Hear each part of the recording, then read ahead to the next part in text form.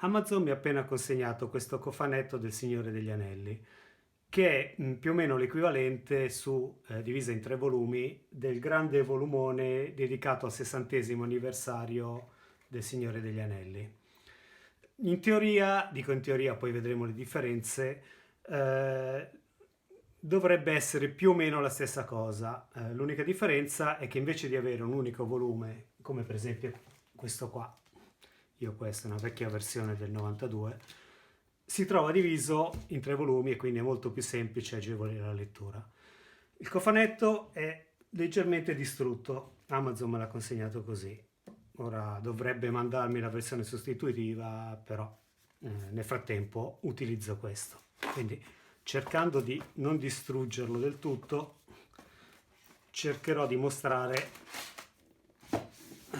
le varie... Ops, ecco, cominciamo bene. Allora, intanto mettiamole qua. No, il cofanetto è di un cartoncino molto resistente, molto bello, se non fosse rotto, se non fosse stato rotto. Su questo lato c'è l'immagine che conosciamo tutti, che è sempre stata utilizzata per la copertina del volume grande. Quindi diciamo che è identico a questo. Ora, io non so esattamente come sono le ultime versioni, perché quella che ho io ha una sfumatura tendente più al violaceo. Ora non so se si vede dalla videocamera, mentre questa è più sul verdino. Sinceramente non lo so, credo che sia questione di gusti perché sono belle tutte e due. Sul lato posteriore c'è quella che poi, accidenti, proprio distrutto, quella che poi equivale alla copertina dell'Hobbit, perché mi sono dimenticato di dirlo, oltre ai tre volumi del Signore degli Anelli è anche compreso l'Hobbit. Sull'altro lato ci sono i tre troll. Ora non so se no, probabilmente preso dal Signore degli Anelli perché sono già pietrificati. Nella parte alta c'è il nome di Tolkien e i due libri. E sotto, questo non arriva a fine serata, c'è vabbè, niente, il codice a barre. Ora non so se si riesce a leggere, ma il prezzo ufficiale sarebbe 100 euro. In questi giorni su Amazon è in offerta intorno al 50 col 50% di sconto, quindi io l'ho pagato intorno ai 54. Ora vediamo i vari volumi. Partiamo subito dall'Hobbit, che diciamo è l'intruso rispetto a quello che poi è il pezzo forte. La copertina molto bella, ritrae Bilbo, un Bilbo un po' magro, a essere sinceri, e diciamo anche un po' fumettoso come lo ha sempre disegnato Alan Lee. La scritta è dorata, il titolo è dorato, il nome dell'autore è in bianco, stessa cosa sul dorso. Sul retro invece c'è la copertina che è stata utilizzata sia per la versione deluxe che per la versione tascabile delle ultime edizioni di Bompiani. All'interno c'è la presentazione, vediamo il libro è verde con scritte dorate. Ora io sinceramente non so come sta venendo la registrazione perché ho il telefono praticamente appeso sopra la testa, quindi sto andando a fiducia. Spero alla fine di essere riuscito a inquadrare qualcosa. Prima pagina c'è la mappa, diciamo, no, stavo per dire non tradotto, ma chiaramente questi volumi sono tutti in inglese, per cui colpa mia. Sullo sfondo diciamo marroncino. Prime pagine. Allora, una particolarità molto carina di questi volumi è che i titoli sono stampati a due colori, quindi c'è il nero e il verde, però all'inizio dei capitoli, ora io mi auguro che si riesca a vedere, o anche nelle intestazioni in alto, le scritte sono verdi. La carta è molto spessa e di molto buona qualità, è di tipo matte, quindi non riflettente, diciamo porosa, ed è molto bella, è davvero molto bella al tatto.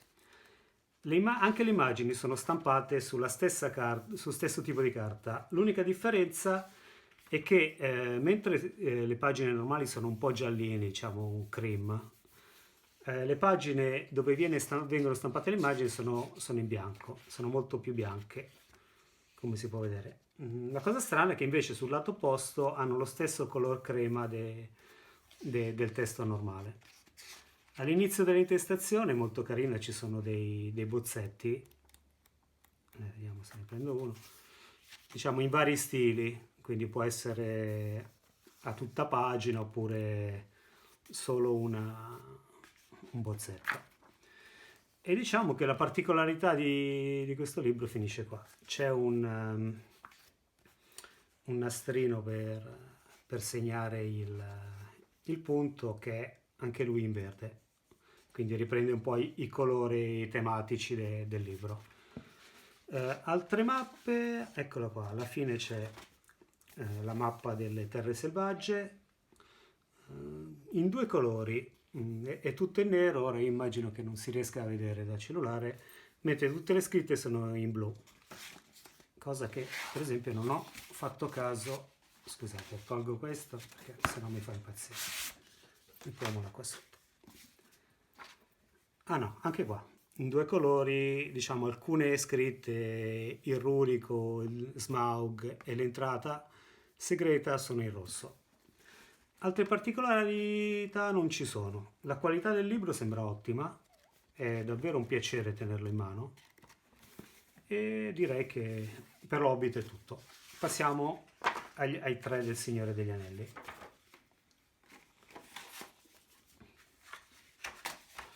Lo rimonto perché io non sono un professionista, per cui mi sistemo tutto al volo qua. Questi sono i tre libri, sperando sempre che riesca a inquadrarli. Diciamo, togliamo questo. Allora, La Compagnia dell'Anello, Le Due Torri e Il Ritorno del Re. Le illustrazioni sono fantastiche, soprattutto se vogliamo compararle a quelle della nuova edizione italiana a cura di fatica, dove sono state scelte delle inquadrature di Marte senza un reale motivo. Qui c'è il retro. Una particolarità del retro che non si è ancora ben capita è che mentre in tutti e tre i libri, i primi tre libri, il codice a barre si trova sulla destra, nel Ritorno del Re curiosamente si trova centrato. E anche l'immagine non riprende molto le inquadrature di questi altri due libri, perché si trova un disegno dentro una cornice ed è un mistero, non si spiega proprio. Comunque una scelta di HarperCollins e ce ne faremo una ragione. Il testo degli altri due libri ripercorre esattamente quello che dell'Hobbit, per cui scritta dorata, nome dell'autore in bianco. Chiaramente sono in rilievo queste scritte, ora probabilmente si vedrà forse non si vedrà dal retro, proviamo. E sono leggermente in rilievo, per cui è anche piacevole a livello tattile. Allora, nella Compagnia dell'Anello c'è quella che immagino sia Rivendell, quindi Gran Burrone. Nelle Due Torri c'è Shelob, mentre nel Ritorno del Re c'è la grande guerra finale a Minas Tirith. Sul retro riprendiamo i tre troll pietrificati che abbiamo visto sul cofanetto, la torre di Orthanc, quindi Isengard, Saruman, e probabilmente questa rappresenterà la partenza di Bilbo e Frodo verso Valinor, immagino, magari mi sbaglio. A differenza dell'Hobbit, questi libri hanno un colore di base rosso, tutti e tre. Le scritte sono identiche, diciamo l'aspetto grafico è identico. Una cosa che mi ha molto deluso è che nessuno dei tre ha una mappa pieghevole, quindi dobbiamo accontentarci semplicemente di questa mappa generale che si trova sia all'inizio che alla fine, ma di tutti e tre. Ah no, ho detto una stupidata, solo dei primi due.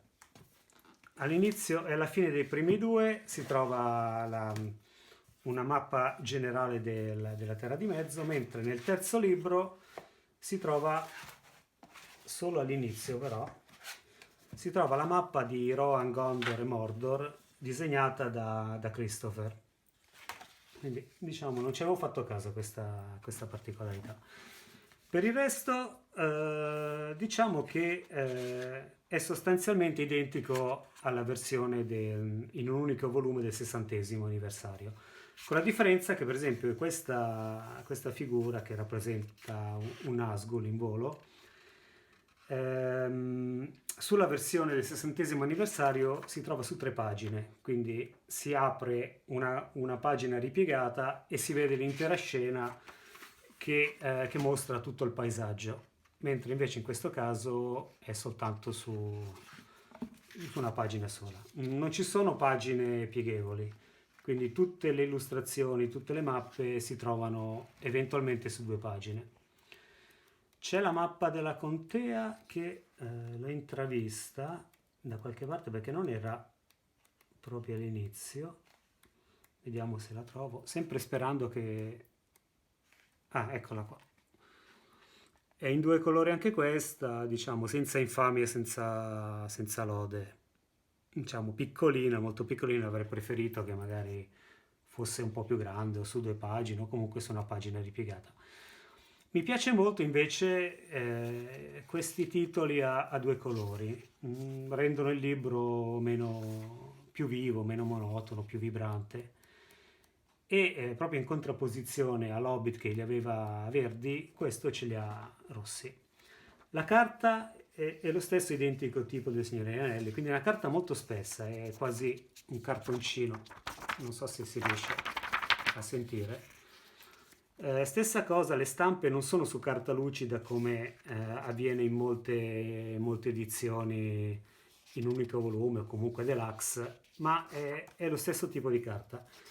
Con la differenza che qua è bianca, è completamente bianca anche sull'altro lato, quindi presumo che sia proprio un foglio diverso. Vediamo se sì, tutte le immagini, ma non so quale sia il motivo, perché come abbiamo visto prima nell'Hobbit, da un lato la carta è più bianca, dall'altro è gialla e continua la scritta. Diciamo che negli altri libri non c'è nessun'altra differenza, cioè sono tutti uguali, hanno in questo caso il nastrino è rosso invece che essere verde, quindi riprende il colore della copertina e basta. Molto bello, questa linea di divisione che non è una linea normale ma parte sottile, si allarga e poi si restringe. E anche, ecco, un'altra cosa che avevo notato, tra l'altro no, stavo vedendo per esempio che in questo caso, nel caso del Signore degli Anelli, all'inizio dei capitoli sembra che non ci sia il disegno come invece avveniva nell'Hobbit.